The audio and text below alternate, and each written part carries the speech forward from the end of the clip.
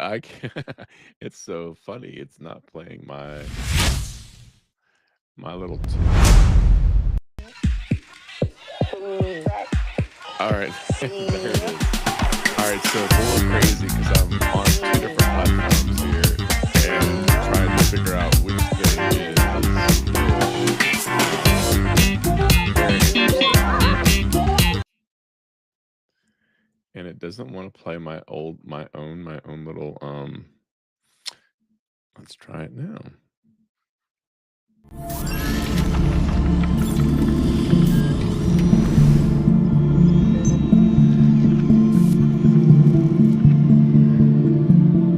Alright.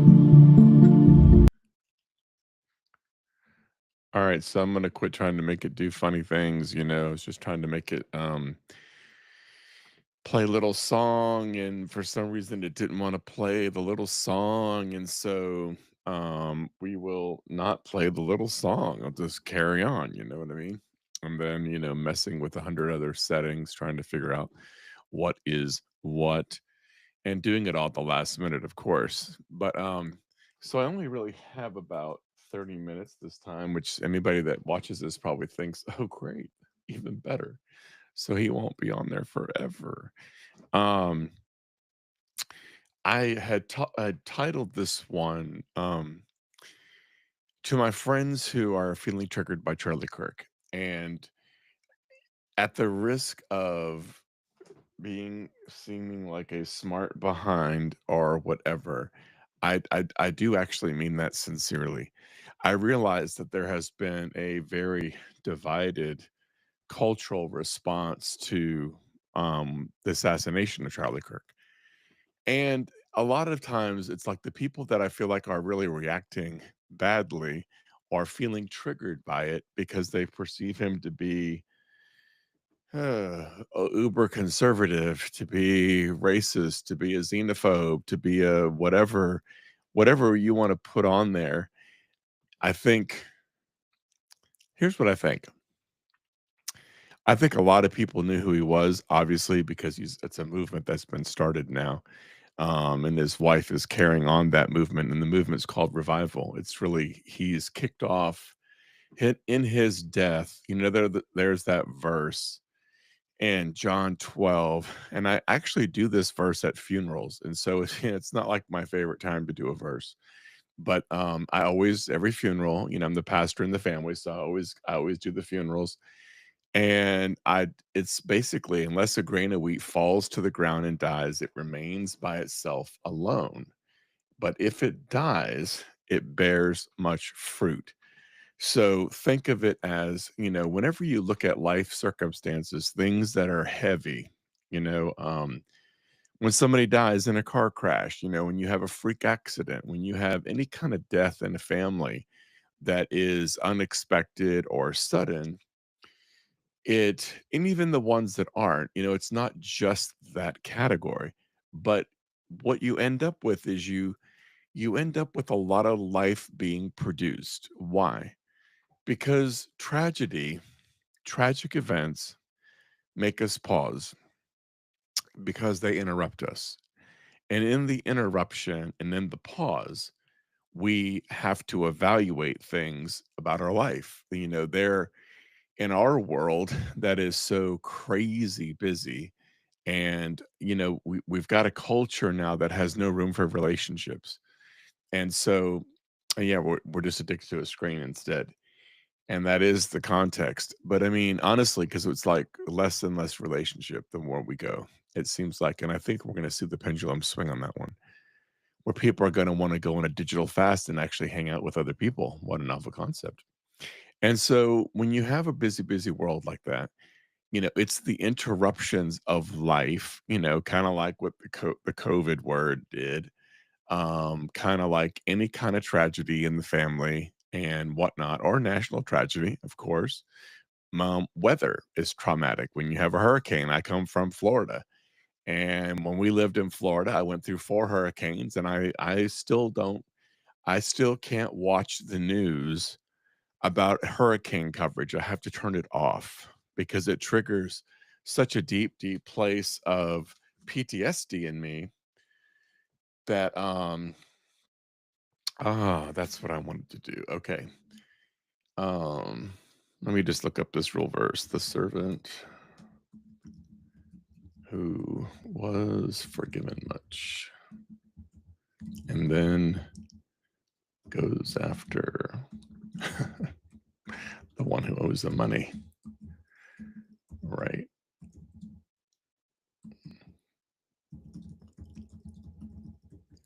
All right. Let's see where that's at. Matthew 8:25. Here we go. The unmerciful servant. So, at any rate, tragedy tends to interrupt us. And when we get interrupted, we pause. And when we pause, we actually have an opportunity to think or ponder life.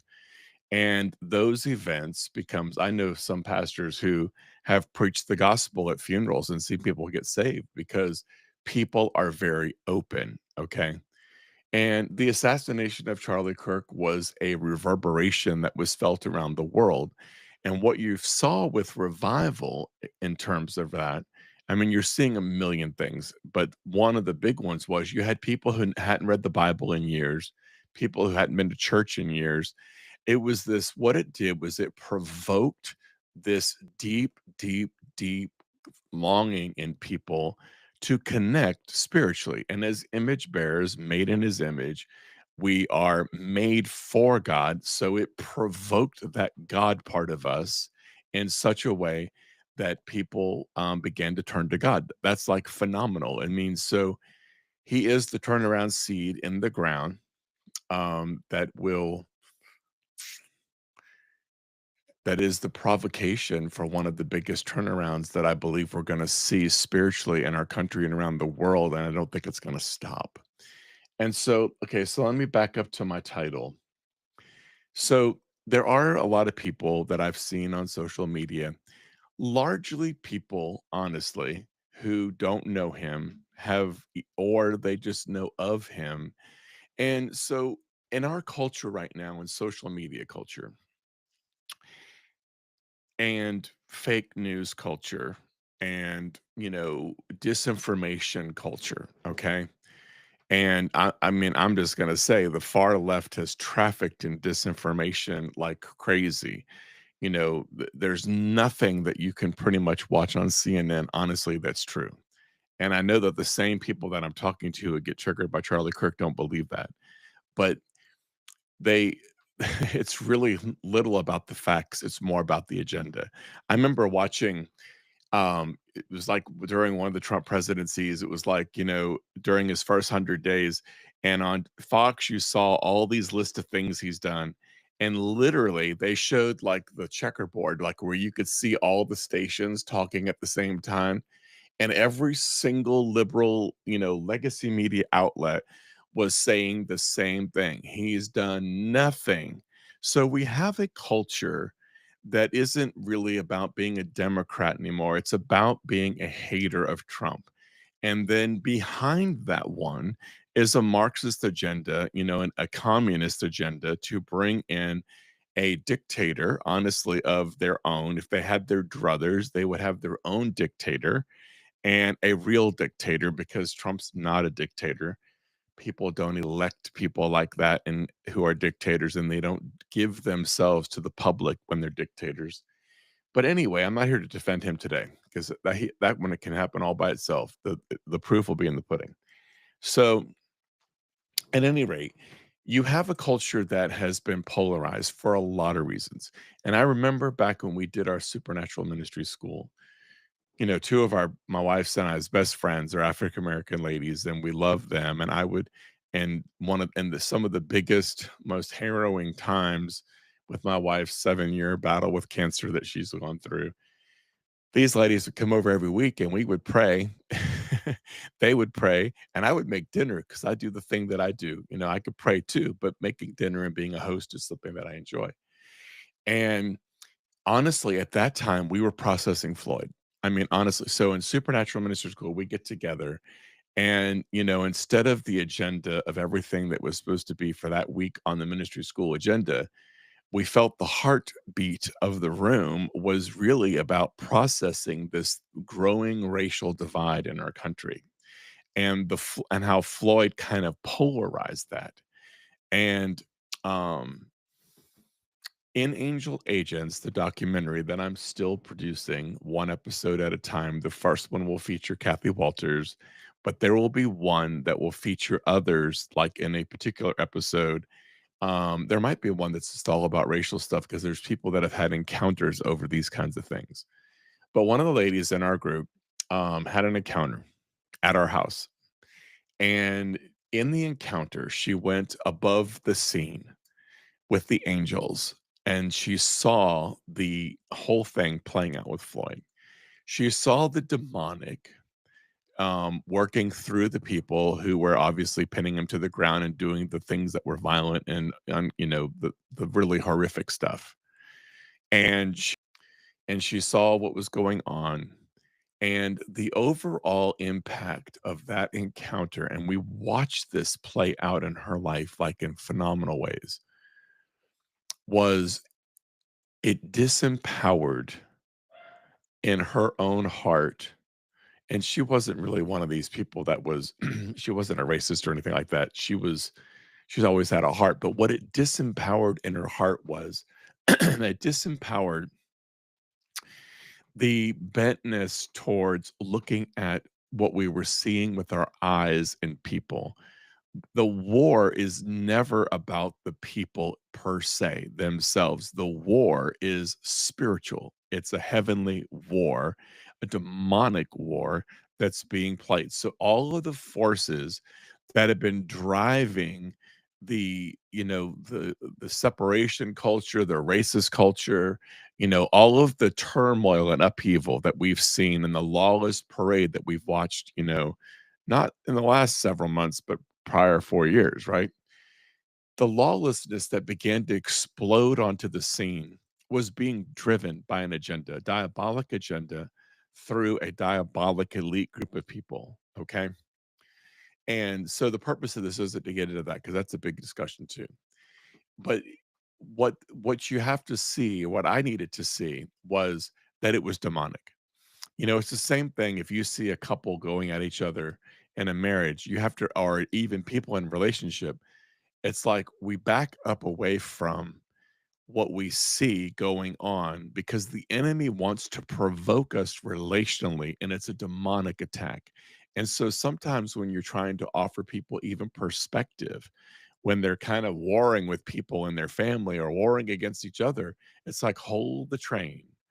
The war is not against your spouse, not against your family. The war is something that demonically is being inspired. We're waging war and not against flesh, but principalities. So that's always a plumb line in any discussion that you have about this, okay? For me. So when you recognize that that's what we're dealing with is a spiritual war, and the place that gets tricky and complicated when you have a people who have been oppressed in any group of people who have been oppressed, who've gone through lots of discrimination, whether it's people in our culture, whether it's gays, whether it's blacks, whether it's the trans community, whether it's any oppressed community that has endured oppression over time and has dealt with it in the culture over time, right? Like our culture, we see that. We know that that exists. It happens all the time. And even in places I would say that there is systemic things like racism, okay? Whenever you have that, you're going to have things that are going to impact our perspective. So everybody's perspective is impacted by culture. Everybody's perspective is going to be impacted by environment, right? If you grew up in an abusive home with an alcoholic father, you're going to have a perspective about people that might be different. Or if you were a rape victim, you're going to have a perspective about that, right? And so everybody, like, and when I say this, I want to say this as a preface. I am not equating trauma versus trauma. I'm not comparing traumas. I'm not comparing oppression versus oppression. I'm not trying to minimize one and raise the other. I want to talk about the commonality, okay? When you break things down, I'll give you an example. My White Island kids, when I was a teacher in Brunswick, Georgia, they had not grown up in the ghetto. They had not experienced oppression and racism in that context, but they had their own places of pain. And so, for example, fathers that weren't present, they're eating 8 Advil a day, they're taking X number of AP classes, they're running ragged, they're playing, soccer for school, soccer for travel, everything, and their lives are crumbling from the inside out. In any scenario, in any situation where we're just looking at ourselves as people, it's that whole thing of walking in somebody else's moccasins. Everybody's experience is different.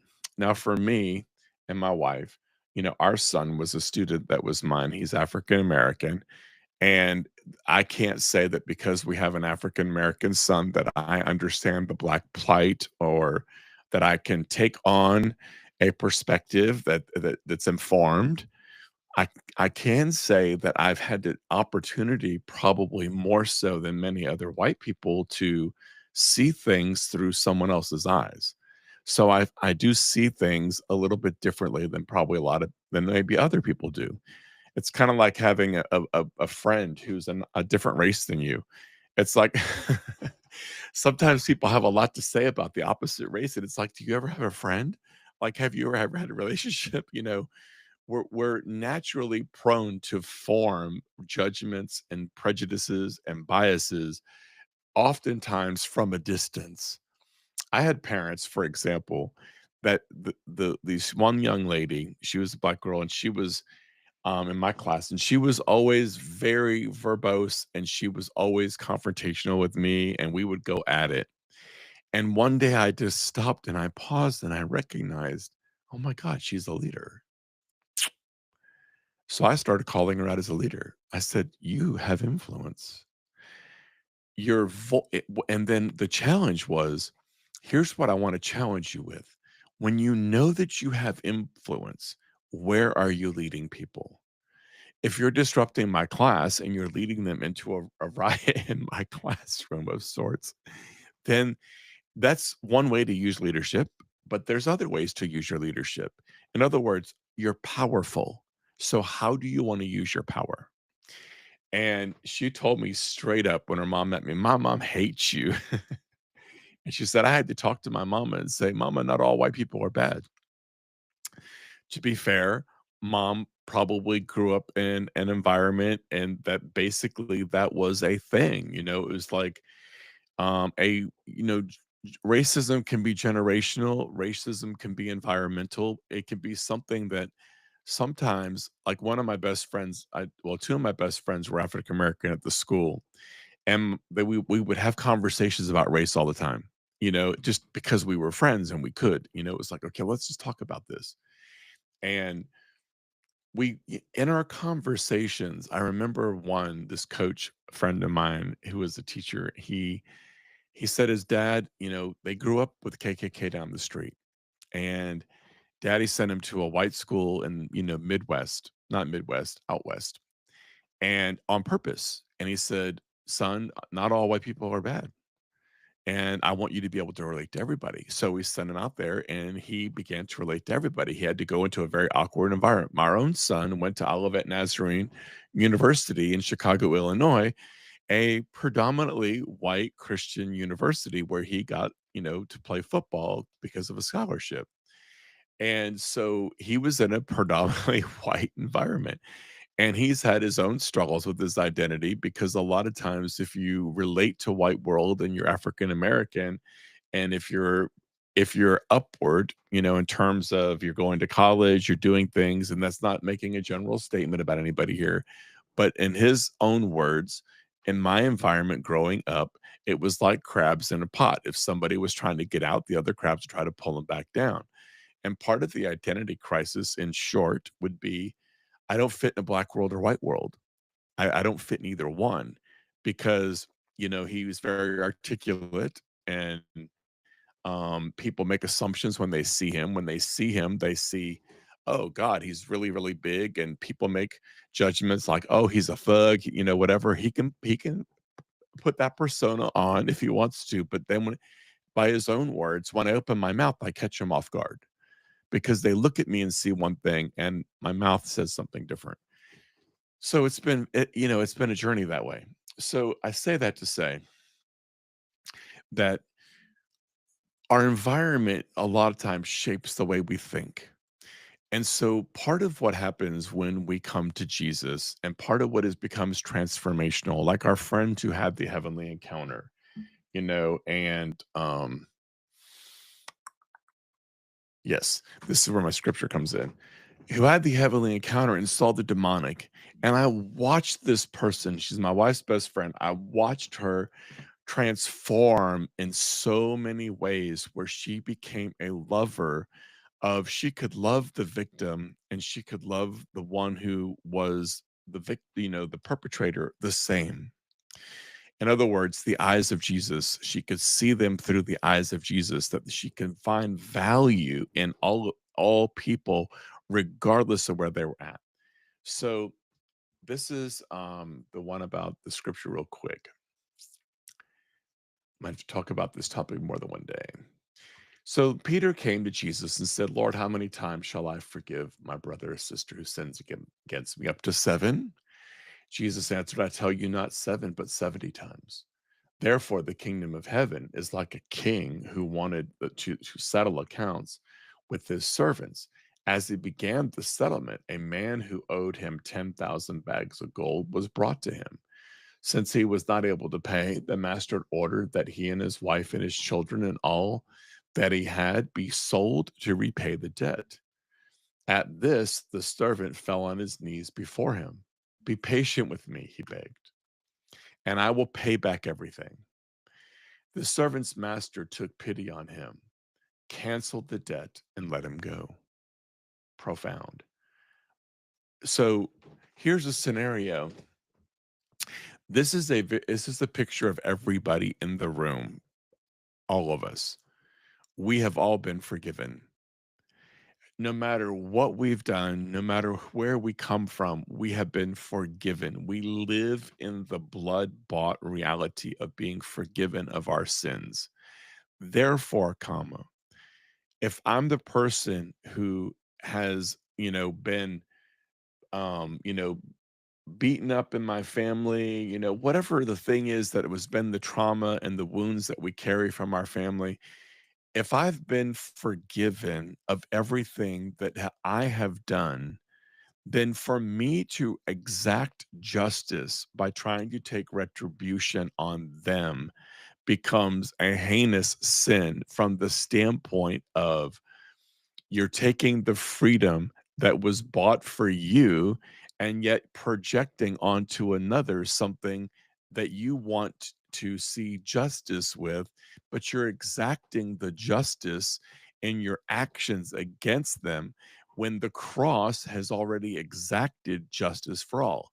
So, part of what brings anybody together at all, because this servant, we know what the rest of the story is. He went out, found the one who owed him 100 denarii, 100 silver coins, a minor debt. He grabbed him, began to choke him. Pay back what you owe me, he demanded. His fellow servant fell to his knees and begged him, be patient with me and I'll pay it back. But he refused. Instead, he went off and had the man thrown into prison until he could pay the debt. When the other servants saw what happened, they were outraged and went and told their master everything. Master calls that servant in. You wicked servant, he said, I canceled all the debt because you begged me to. Shouldn't you have had mercy on your fellow servant just as I had on you? All right, so that is the crux right there. We are all without excuse when it comes to trying to exact justice in our own power or holding on to anger or rage because of injustice when we've been forgiven. Everybody. The way of the cross is always the same. The way of the cross is all of the injustices, all of the things that I have endured, Everything that has happened to me, everyone who has ever sinned against me, not only in my life or in my family's life, etc., all of them, I have to forgive. I don't have the option in the kingdom. That's not the option to not, because in essence, it's like I'm saying that justice prevails for all, and it all fell on Jesus except for the ones who owe me. I don't have that option. It's the one place where, even the Lord's Prayer, forgive those who have hurt you, right? You forgive them. If you can't forgive, neither will your heavenly Father. It's one of the most probably harshest kind of statements or commands that we see in the Bible from Jesus. It was about forgiveness. And so forgiveness means that I have to let go of my rage. I have to let go of my desire for justice. And one of the big transitions that I saw, even with our friends, was, you know, social justice is focused on exacting justice through the system. Okay. Number one, the system is corrupt. It's corrupt. The system will never provide the justice that we want. It doesn't mean, I'm not saying that good people shouldn't fight for justice. I'm not saying that there aren't racial profiling in prison system, court I'm not saying none of that's true. It's all true. I mean, it is true. What I'm saying is Jesus came to lead a revolution, and the revolution that he was leading was this. It's like The Chosen. I go to everything Chosen because I'm the chosen evangelist. Everybody wanted a Messiah who was going to be the warrior king who would take down the enemy. That's what they wanted, freedom from oppression. And they thought that their Messiah would lead them in this wild war against their enemies, take down their enemies, and the kingdom would be restored. Israel would be restored. Roman oppression would just go away and be put underfoot. The zealots wanted that kind of Messiah. Okay. But Jesus led a revolution and he said, forgive your enemies, forgive those that hurt you, those who wrongfully treated you wrongfully, forgive them. The revolution was a revolution of the heart. And so it's not about who has had more injustice committed against them. There's not a weighing system in the kingdom. There isn't a system that says, okay, this group of people or this group of people or this person or that person has had more injustice. All injustice was taken care of at the cross, period. And we have the mandate that we have to forgive. That's our mandate. Whether I'm trying to heal a relationship with my children, heal a relationship with my wife, heal a relationship with other race people in my culture, and live peacefully among them and love them as it's what Charlie Kirk's wife did when she forgave the person who assassinated her husband. She forgave him. That's it. There's documentaries about shootings that took place up in, I forget, it was South Carolina, where they came into a church and it was a white man came in and shot a bunch of black parishioners in a church. It was horrific, radically unjust, horribly everything. And the church came together and forgave him. If you can't let go of injustice, you have to ask yourself the question, why? What is it in me that needs to have a place to rage against? See, rage against injustice is often a defense. And it's a defense against a pain that we need to confront and let go of. Rage is a defense. It is a, dashboard light item. It's not the core issue. When the issue inside of me, here's what I have to ask myself when I'm triggered in general all the time. when the thing that I'm experiencing, when the emotion inside of me is so much larger than that which the situation calls for, and I'm being triggered, then it's pulling on history, it's pulling on something, it's pulling on my culture, it's getting its life from something bigger than me. And that's usually the indicator that I need to let go of something and I need to go the way of the cross and I need to forgive. Whether that's forgiving, you know, is it unrealistic to think that, I should have to forgive a group of people at a school that hurt me, a system that hurt me, or a race of people that I feel hurt by? Yeah, yeah. The only way that we see peace on earth and we see number 1, it's gonna be about revival. Everything that Jesus talks about comes down to the heart. It's always, always, always about the heart. If social justice is my place of way of finding life apart from the king, then it's wrong. Again, it doesn't mean that we don't do things in our culture to bring about just outcomes, but the issue is always going to be the heart. Jesus didn't die for social justice. Jesus died to save men and women and to transform hearts into people who were estranged from God, from themselves and others, to be reconciled. He died so that all things will be reconciled, that all things are being reconciled to him. No matter where we are, no matter what injustice we found, it's very easy for everybody in any place that we're at. If I'm the one that was beaten up by the alcoholic, well, you don't understand. You don't get it. You never were. You're right. I never was. When we hold on to that kind of anger and rage, it's because we are defending ourselves against a kind of pain, a pain that Holy Spirit wants to actually access and heal. That's my big indicator. When my reaction to something is so large, it doesn't matter honestly, who Charlie Kirk was or what he said. It doesn't matter. Nobody has to like him, but I have to forgive him if I feel like he's been betrayed me in some capacity or that he was whatever. Here's what I would challenge people to do. I'm not here to this whole thing isn't about defending him. This whole thing is about the heart.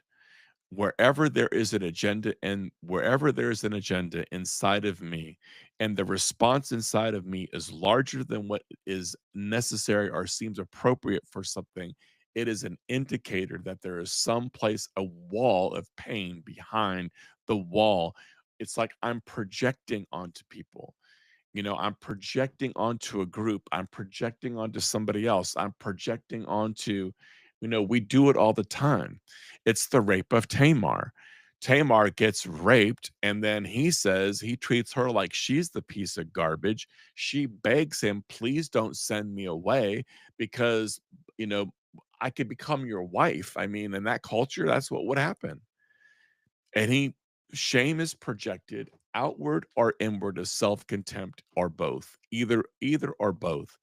He projected his shame against her, towards her, and drove her away. That's what this is Cain and Abel.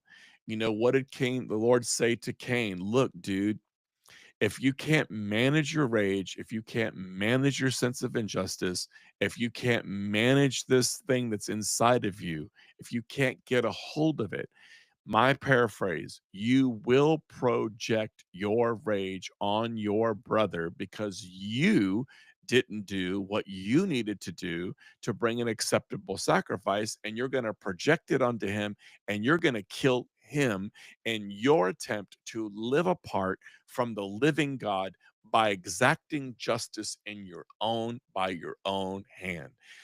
Everything has to do with who is my king and would I want to live without a king? In other words, When I'm exacting justice by my own hand or my own heart, I'm choosing to find life apart from God. Because to find life in God is to say, I forgive you, I let go of this. You don't have to know who Charlie Kirk is to do that. You don't. I don't have to know who anybody is who's murdered somebody in a white family, black against black, white against black, whatever direction it goes. I don't have to know them in order to forgive and let go, to let go of something that is systemic in my heart, if that makes sense. Okay. And so I don't have to do that. I don't have to know you. I have to be willing to let there. What happens in the kingdom is there is never a room for an agenda. There's never the only agenda is the cross, and it's always forgiveness and it's always letting go. And sometimes that really pisses me off that I have to let go because I have to let go when you get hurt over and over and over again by some of the same people in your life. It can really tick me off when I realize that I'm always letting go. That the grown up in me has to say, okay, I'm not going to hold this against them. And they've done it to me again. They've done it to me again. They've done it to me again, even in your own family. And it's like, I have to let it go. Nobody gets around the cross. We cannot subjugate the cross according to my own rage and my own sense of injustice and try to exact justice on myself or exact it against a another person or a people, if you will. We cannot. So if you listened, and I'm not saying anybody has to do this. I'm not saying anybody has to like him because I'm not really addressing him. I'm addressing what's inside of us. I have to let go of my agenda of feeling like I'm the victim. The victim, no matter what I feel a victim about, whether it's racial, whether it's because I was raped, whether it was because I was stolen from, whether it was because I was kicked out, I was fired. It doesn't matter what the injustice is. The remedy for the injustice is always the same. So that's the larger agenda. On the softer note, in terms of Charlie, here's the thing I would just challenge people to do if and you don't have to, it may not even be helpful. Listen to him. You can soundbite me. I've had my stuff soundbited. I had somebody who was gonna, was invested in something with me with ministry, and they called me up and they're like, I just have to know whether or not you endorse homosexuality. I'm like, where did you get that from? Well, if you soundbited me when I'm talking about what I feel like are some of the core issues and that we're not born that way, et cetera, et cetera, et cetera. And I didn't say in that moment that it is sin, but I'm talking about compassion, et cetera. If you soundbited me, you could come away with anything you want. My encouragement would be get beyond the soundbite, listen to the heart, and watch how he treated people with dignity and respect. And look at what he was actually trying to restore. He was actually trying to restore a conversation that our culture forgot about because in our lawless parade, we got so caught up in being divided over everything. And that was part of the diabolic agenda was to divide us. All he was trying to do was provoke honest conversation, regardless of where people were at. And if you actually listen to what he said and you watch somebody, look, we're known by the fruit. Come on. We're known by the fruit. Look at the fruit of somebody's life, anybody's life, not just his. That's the real indicator of whether people love Jesus is where's the fruit.